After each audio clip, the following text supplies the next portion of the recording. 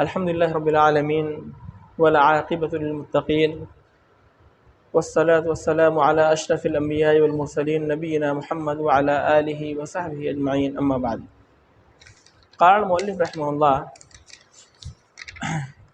باب من الشرک لبس الحلق والخیط ونحوہما لرفع البلاء او دفعہ۔ ہم لوگ اسی باب میں تھے، یعنی رفع بلا اور دفع بلا کے لیے کڑا پہننا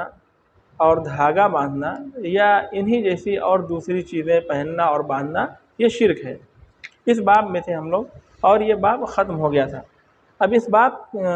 سے مؤلف رحمہ اللہ نے جو مسائل مستنبط کیے ہیں ان مسائل میں ہم آتے ہیں، ایک ایک کر کے وہ مسائل دیکھتے ہیں۔ سب سے پہلا مسئلہ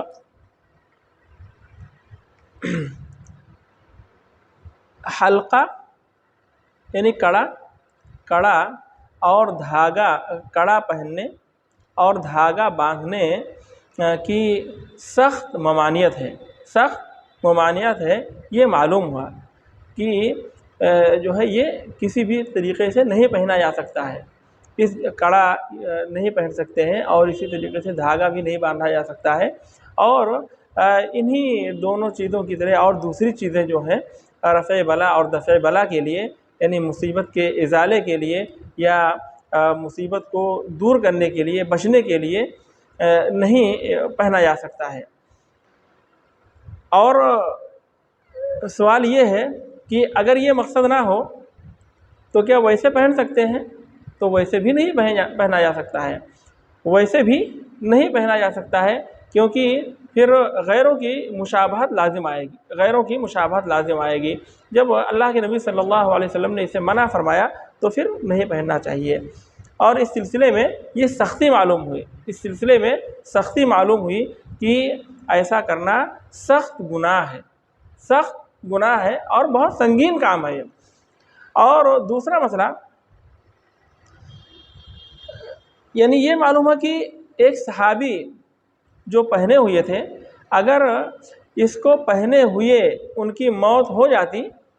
تو وہ کامیاب نہیں ہو سکتے تھے۔ ایک صحابی جو پہنے ہوئے تھے، اگر اس کو پہنے مر جاتے تو ان کی وہ کامیاب نہیں ہو سکتے تھے۔ تو اس میں صحابہ کرام کی بات کی تصدیق موجود ہے اور شاہد موجود ہے۔ صحابہ کرام کی جو یہ بات ہے کہ شرک اصغر یہ اکبر الکبائر ہے،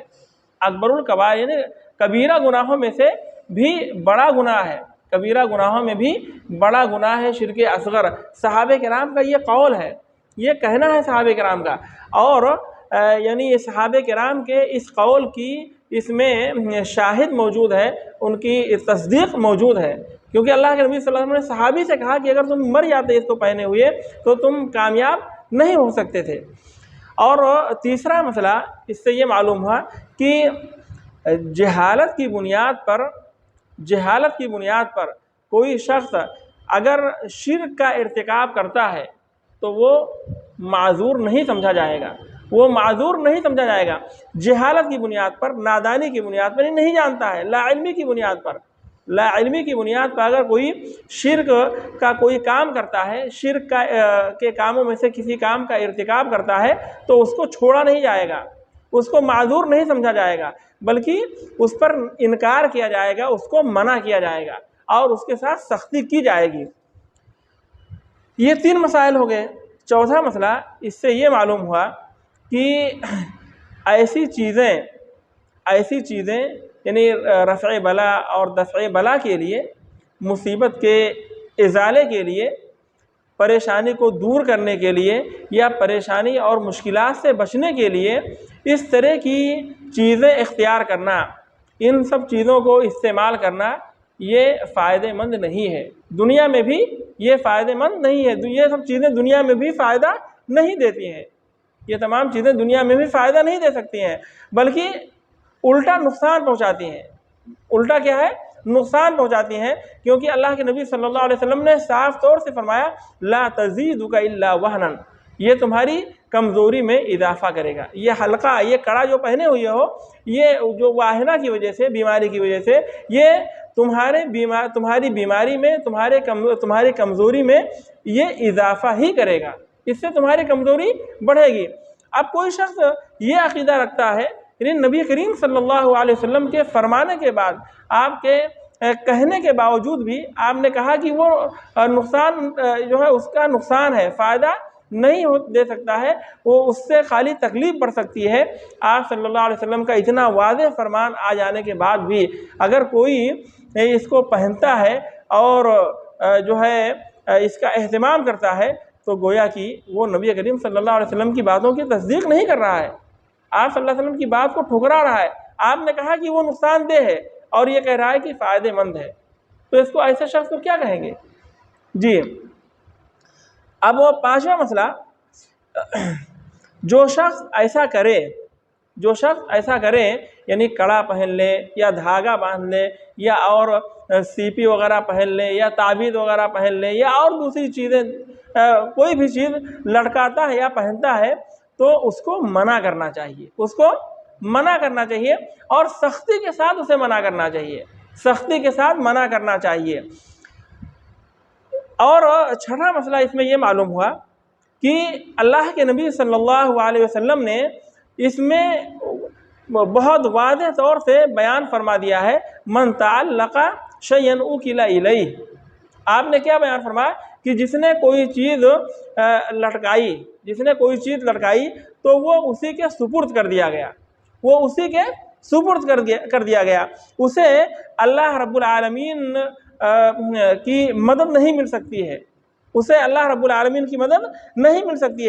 کیونکہ اور اللہ رب العالمین اس کو اسی چیز کے حوالے کر دیتا ہے، جس چیز سے اس نے اپنا تعلق قائم کیا ہے، تعلق جوڑا ہے، اللہ تعالیٰ اس کو اسی چیز کے حوالے کر دیتا ہے۔ کیونکہ اللہ رب العالمین کی رحمت سے اس نے اعراض کیا، اور اللہ رب العالمین کی رحمت سے اس نے بے نیازی کا اظہار کیا کہ اللہ رب العالمین کی رحمت کی مجھے ضرورت نہیں ہے، بلکہ اس کی ضرورت ہے، اس سے ہم کو فائدہ پہنچے گا، یعنی اس نے یہ سب کیا،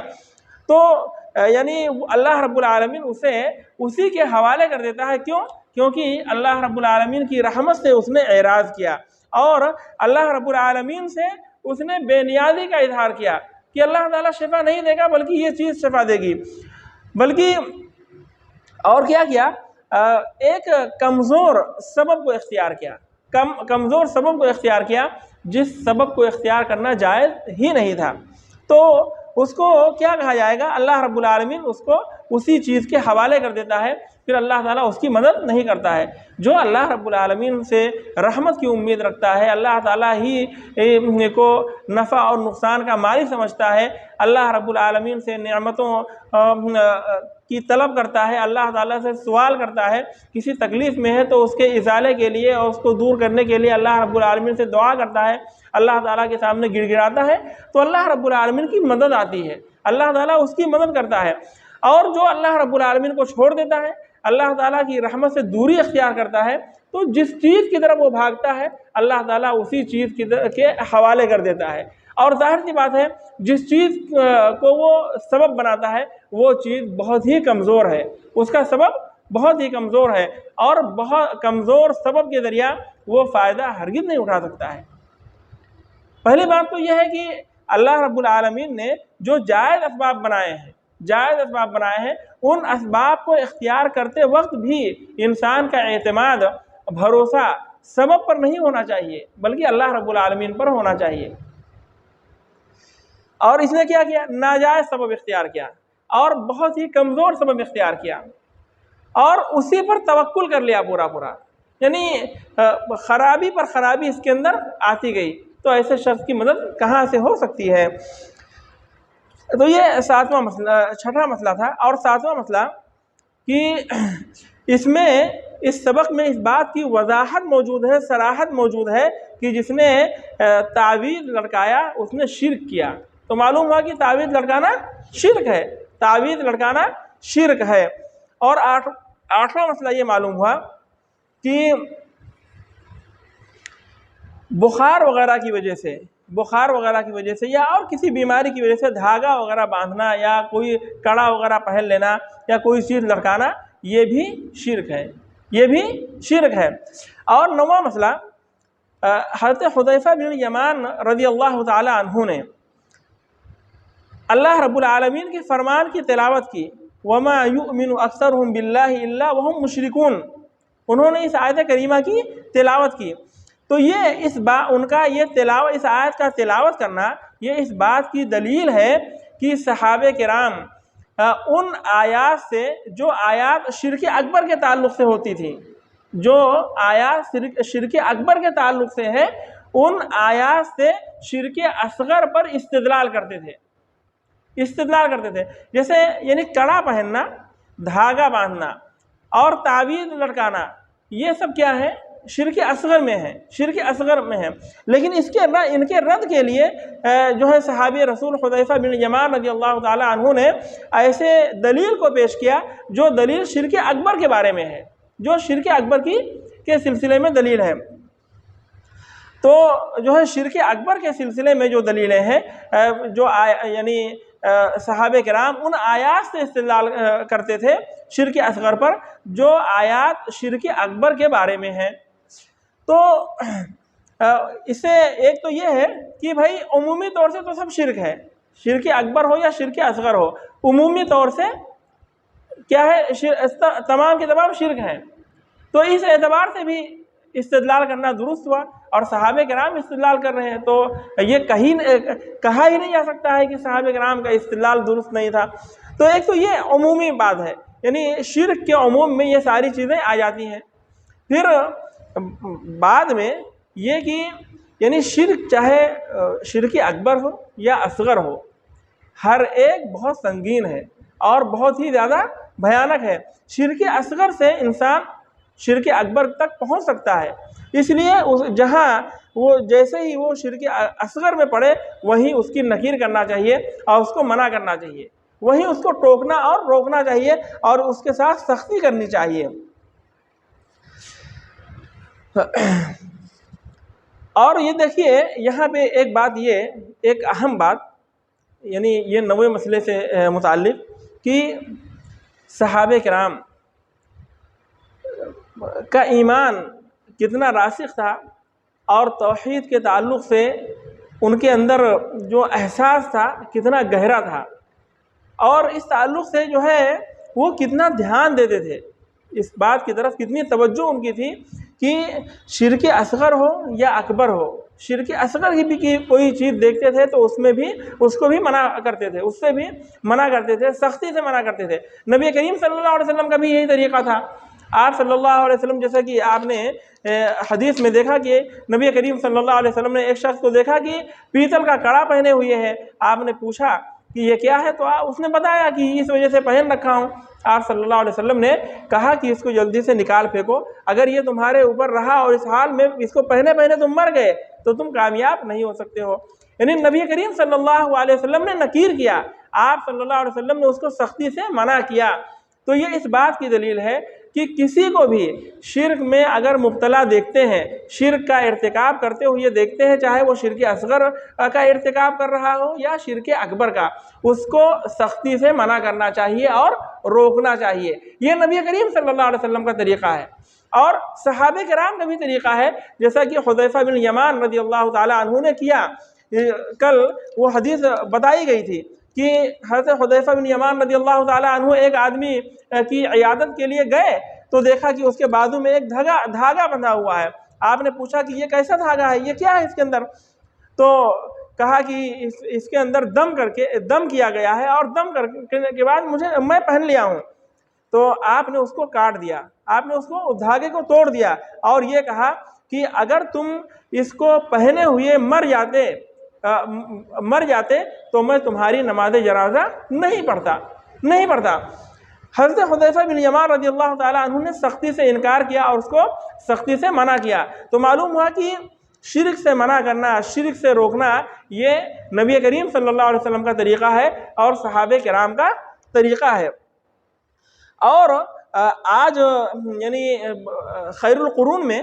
یعنی صحابہ کرام کا زمانہ، تابعین کا زمانہ، تبع تابعین کا زمانہ، اور ان کے بعد یعنی جو محدثین وغیرہ کا جو بہترین دور، یعنی اسلام سے قریب کے جو ادوار ہیں،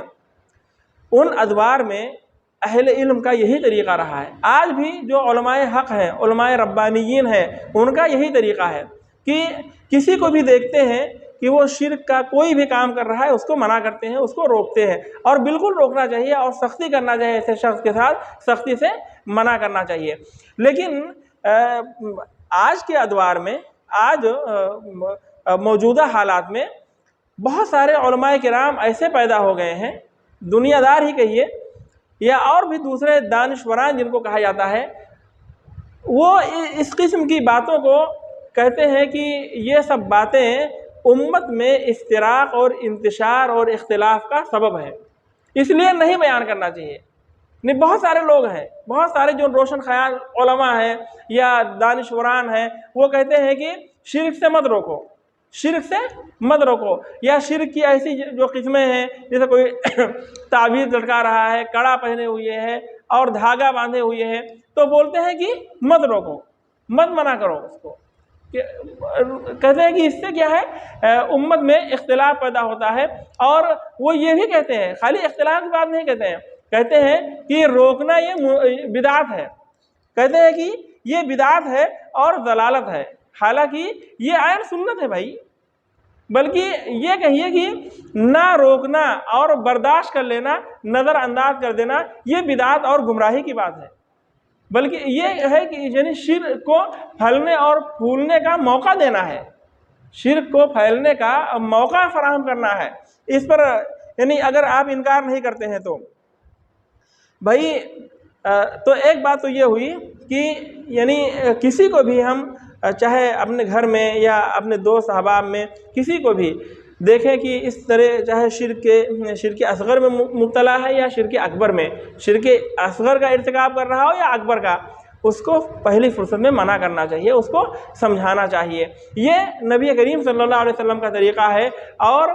صحابہ کرام کا طریقہ ہے، اور جو ہے امت کے اچھے لوگوں کا، سلف صالحین کا طریقہ، علماء ربانیین کا طریقہ، اور اچھے علماء کا طریقہ ہے، جو علماء اہل سنہ والجماعہ ہیں، یعنی اچھے منہج اور صحیح طریقے والے جو علماء کرام ہیں، آج بھی وہ اس پر عمل کر رہے ہیں، اور ان کا یہی طریقہ ہے۔ اور جو لوگ اس طریقے سے منع کرتے ہیں، غلط قرار دیتے ہیں، اور یہ کہتے ہیں کہ اس سے امت کے اندر انتشار پیدا ہوگا، اختلاف پیدا ہوگا، ان کا کہنا انتہائی غلط ہے، ان کی باتوں پر دھیان نہیں دینا چاہیے۔ یہ کہیے کہ وہ صحیح راستے سے ہٹے ہوئے ہیں، وہ سلف صالحین کے منہج سے ہٹے ہوئے ہیں، اور جو یہ کہتے ہیں کہ مطلب یہ امت میں انتشار کا سبب ہے، ان کی یہ بات گمراہ کن بات ہے، اور وہ اپنی اس بات سے شرک اور کفر کو اور بدعات اور خرافات کو پھلنے پھولنے کا موقع دے رہے ہیں۔ انبیاء کے ساتھ بھی یہی ہوا، انبیاء کے ساتھ بھی ہوا۔ جب انبیاء نے اپنی قوم میں دعوت کا کام شروع کیا، ان کو شرک سے منع کیا، شرک سے روکا، تو انہوں نے یہی سب باتیں کہی، یعنی ان کو بہت برا لگتا تھا، ان کو یہ باتیں، توحید کی باتیں بہت خراب لگتی تھیں۔ اللہ کے نبی صلی اللہ علیہ وسلم نے دیکھیے، جب قریش سے کہا قولوا لا الہ الا اللہ تفلحوا، تم لا الہ الا اللہ کہو کامیاب ہو جاؤ گے، تو وہ لا الہ الا اللہ کا معنی جانتے تھے، لا الہ الا اللہ کا معنی جانتے تھے کہ لا الہ الا اللہ اگر پڑھ لیے تو ہم کو کیا کرنا پڑے گا، وہ سب جانتے تھے، اس لیے وہ سب کرنا نہیں چاہتے تھے، اس لیے انہوں نے نہیں پڑھا۔ اور اللہ کے نبی صلی اللہ علیہ وسلم کے اس فرمانے لا الہ الا اللہ سے کیا مراد ہے، وہ یہ سب جانتے تھے، اسی لیے انہوں نے کہا کہ اجعل الآلہۃ الہا واحدا ان ھذا لشیء عجاب، کیا تمام معبودوں کا ایک معبود آپ نے کر دیا ہے، یعنی سب کو ختم کر کے صرف ایک معبود کو آپ نے باقی رکھا ہے کہ بس صرف یہی ایک معبود عبادت کے لائق ہے۔ ان ھذا لشیء عجاب، یہ تو عجیب و غریب بات ہے، یہ تو عجیب و غریب بات ہے۔ اور اللہ رب العالمین نے یہ فرمایا انہم اذا قیل لهم لا الہ الا اللہ یستکبرون، ان کا حال یہ ہے کہ جب ان کے سامنے لا الہ الا اللہ کہا جاتا ہے تو وہ تکبر کرنے لگتے ہیں، تکبر کرنے لگتے ہیں۔ تو معلوم ہوا کہ ہر دور میں مشرکین کا یہی حال رہا ہے، اور کہ وہ توحید سے چڑھتے رہے ہیں، توحید سے چڑھتے رہے ہیں۔ اور یہ لوگ جو مطلب مشرکین کے اندر شرک کو دیکھ کر کے آنکھیں بند کر لیتے ہیں اور شرک سے منع کرنے والوں پر طنز کرتے ہیں اور ان پر اعتراض کرتے ہیں اور کہتے ہیں کہ تم یہ کام نہ کرو، اس سے امت میں اختلاف ہو رہا ہے، تو گویا کہ یہ بھی انہی کے ساتھ ساتھ ہیں، انہیں مشرکین کے ساتھ یہ بھی ہیں۔ ان کو بھی توحید کی باتیں خراب لگتی تھی نا، آج ان کو بھی توحید کی باتیں خراب لگتی ہیں۔ جیسے ہم جماعتوں کا نام نہیں لیں گے، لیکن آپ دیکھیں بہت ساری جماعتیں ہیں مسلمانوں کی، وہ جماعتیں بہت زیادہ جو ہے اتحاد امت کی دعوت دیتی ہیں۔ خاص طور جماعت اسلامی وغیرہ کو دیکھیے، امت میں اتحاد ہو، اتحاد امت کے ہمیشہ وہ دعوت دیتے ہیں، اس کے لیے بڑے بڑے پروگرام کرتے ہیں، جلسے کرتے ہیں، سب کو بلاتے ہیں، لیکن ان کے ہاں بھی توحید کا بیان پسند نہیں کیا جاتا ہے، توحید کا بیان ان کے ہاں پسند نہیں کیا جاتا ہے، اور جب توحید کی بات آتی ہے تو کہتے ہیں کہ اس سے امت میں اختلاف ہو جائے گا، انتشار ہو جائے گا، انتشار ہو جائے گا۔ اور ایسے خالی جماعت اسلامی نہیں، اور بھی دوسری جماعتیں ہیں جو صحیح منہج سلف صالحین کے منہج سے ہٹی ہوئی ہیں، ان تمام کو توحید کا بیان بہت خراب لگتا ہے، توحید کی دعوت بہت خراب لگتی ہے، اور کہتے ہیں کہ یہ امت میں اختلاف کا سبب ہے۔ حالانکہ اتحاد کا کی بنیاد یہی ہے، توحید ہی اتحاد کی بنیاد ہے، توحید ہی کے ذریعہ اتحاد ہو سکتا ہے، اور اگر توحید نہیں رہی تو اختلاف تو اسی کا ہے نا، اسی وجہ سے اختلاف ہے کہ لوگ توحید پر نہیں ہیں۔ اختلاف کی اصل وجہ یہی ہے کہ لوگ توحید پر نہیں ہیں، توحید پر آ جائے، عقیدہ صحیح ہو جائے تو اختلاف ختم۔ تو دیکھیے اللہ کے نبی صلی اللہ علیہ وسلم کی دعوت یہی رہی، آپ صلی اللہ علیہ وسلم کی دعوت، صحابہ کرام کی دعوت یہی رہی۔ آپ نے جیسے بھی دیکھا آپ کا طریقہ یہی رہا، کسی کو بھی دیکھا کہ ادنا یا چھوٹی بڑی کسی بھی قسم میں شرک کے مبتلا ہے تو اس کو فوراً منع کیا ہے۔ نبی کریم صلی اللہ علیہ وسلم کے بارے میں جو ہے ابو سفیان نے ہرقل کے دربار میں کہا، جب ہرقل نے پوچھا کہ نبی کریم صلی اللہ علیہ وسلم کیا کام کرتے ہیں، یعنی کس بات کا حکم دیتے ہیں، کس بات کا حکم دیتے ہیں، تو ابو سفیان نے کہا، جو کہ ابھی شرک ہی پر تھے، وہ کہا کہ یقول اعبدوا اللہ وحدہ لا تشرکوا بہ شیئا، نبی کریم صلی اللہ علیہ وسلم کہتے ہیں کہ صرف ایک اللہ کی عبادت کرو اور اللہ تعالیٰ کے ساتھ کسی چیز کو شریک نہ ٹھہراؤ۔ اور آپ یہ کہتے ہیں وَاتْرُکُوا مَا يَقُولُ آبَاؤُكُمْ، اور اس کو چھوڑو جو تمہارے باپ دادا کہتے تھے، تمہارے باپ دادا جو کہتے تھے ان کی باتوں کو چھوڑ دو۔ وَيَأْمُرُنَا بِالصَّلَاةِ وَالصَّدَقَةِ وَالصِّدْقِ وَالْعَفَافِ وَالصِّلَةِ، اور نبی ہم کو نماز پڑھنے کا حکم دیتے ہیں، سچ بولنے کا حکم دیتے ہیں، پاک دامنی اختیار کرنے کا حکم دیتے ہیں، اور صلہ رحمی کرنے کا حکم دیتے ہیں۔ تو آپ صلی اللہ علیہ وسلم کی یہ دعوت تھی شروع سے ہی، جب تو مسلمان بالکل نہیں تھے، بہت تھوڑے تھے مسلمان بہت تھوڑے، اس وقت یعنی ابو سفیان ہرقل کے دربار میں اس بات کی گواہی دے رہے ہیں کہ نبی کریم صلی اللہ علیہ وسلم کی بات یہ ہے، آپ صلی اللہ علیہ وسلم اس بات کا حکم دیتے ہیں۔ اس سے کیا معلوم ہوا، جیسا کہ شروع میں نے بتایا، شروع دروس میں یہ بات آئی کہ توحید کی دعوت سب سے زیادہ مقدم ہے، سب سے زیادہ مقدم ہے توحید کی دعوت، اور شرک سے سب سے پہلے روکا جائے گا، سب سے پہلے توحید کی دعوت دی جائے گی، اور سب سے پہلے شرک سے منع کیا جائے گا، روکا جائے گا۔ جہاں بھی شرک کی چھوٹی بڑی جو بھی قسم نظر آئے، کسی کو بھی دیکھیں کہ شرک کے کسی بھی قسم میں مبتلا ہے تو اس کو فوری طور سے منع کرنا چاہیے، اور اس کے ساتھ سختی کرنی چاہیے۔ اب یہاں پہ 10واں مسئلہ یہ ہے کہ نظر بد کے لیے، نظر بد سے بچنے کے لیے سی پی وغیرہ لٹکانا یہ بھی شرک ہے۔ کیا ہے؟ یہ شرک ہے۔ اور 11واں مسئلہ اور آخری مسئلہ اس سبق کا یہ ہے کہ کسی کو بھی اگر آپ نے دیکھا کہ وہ تعویذ لٹکائے ہوئے ہے تو اس کو بد دعا دینا چاہیے، اس کو بد دعا دینا چاہیے۔ جیسے اللہ کے نبی صلی اللہ علیہ وسلم نے کہا کہ من تعلق تمیمۃ فلا اتم اللہ لہ، یہی فلا اتم اللہ لہ، وَمَن تَعَلَّقَ وَدَعَ وَدَعَةً فَلَا وَدَعَ اللَّهُ لَهُ، آپ صلی اللہ علیہ وسلم نے بد دعا دی۔ تو جس کو جو تعویذ لڑکا رہا ہے اس کو بد دعا دینا جائز ہے، بد دعا دے سکتے ہیں۔ آپ صلی اللہ علیہ وسلم نے فرمایا کہ جس نے تعویذ لڑکائی اللہ رب العالمین اس کی مراد پوری نہ کرے۔ اور آپ نے یہ فرمایا وَمَن تَعَلَّقَ وَدَعَةً فَلَا وَدَعَ اللَّهُ لَهُ، اور جو سی پی وغیرہ لڑکائے تو اللہ رب العالمین اس کو راحت اور آرام نہ دے۔ تو یہ دعا ہم بھی کر سکتے ہیں۔ کسی کو بھی دیکھیں کہ نظر بد وغیرہ کے لیے جو ہے تعویذ لڑکائے ہوئے ہیں نظر بد سے بچنے کے لیے، یا نظر بد سے بچنے کے لیے سیپ وغیرہ لڑکائے ہوئے ہیں، تو اس کو بد دعا دی جا سکتی ہے۔ بد دعا اس کے لیے کر سکتے ہیں کہ اللہ تعالیٰ اس کو شفا نہ دے، اللہ تعالیٰ اس کی مراد پوری نہ کرے، جس مقصد کے لیے اس نے اس کو پہن رکھا ہے اس کا وہ مقصد پورا نہ ہو۔ اس طریقے سے اس کو دعا دینا جائز ہے، یہ بد دعا دینا اس کے لیے بد دعا کرنا جائز ہے۔ تو دیکھیں یہ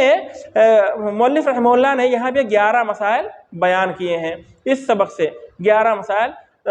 یہ ہو گئے۔ اب انشاءاللہ تعالی ہم اگلے درس میں نیا سبق شروع کریں گے۔ اب یہ سبق یہیں ختم کرتے ہیں۔ سبحانک اللہم و بحمدک، اشہد ان لا الہ الا انت، استغفرک و اتوب الیک۔